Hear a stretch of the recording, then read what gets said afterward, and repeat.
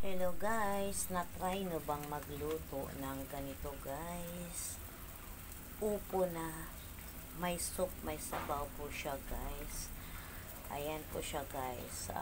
Magpakulo lang po kayo guys ng sibuyas, luya, tapos yung pritong isda ilagay nyo po habang nagpapakulo kayo guys.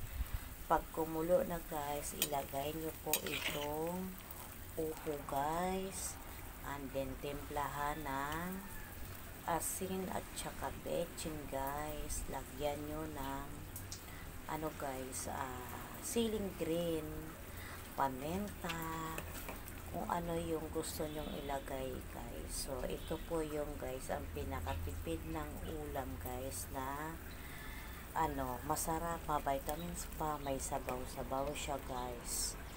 I-try nyo po guys. Madali, napaka-easy lang gawin guys. Ayan tipid pa.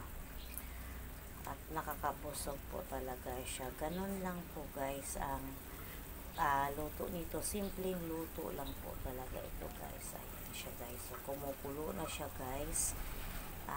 Pinapaluto ko lang yung upo guys. Ayan.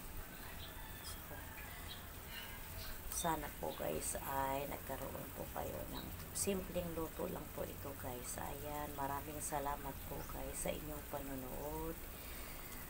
Bye guys, see you in my next video. Bye, God bless po sa ating lahat guys. Bye.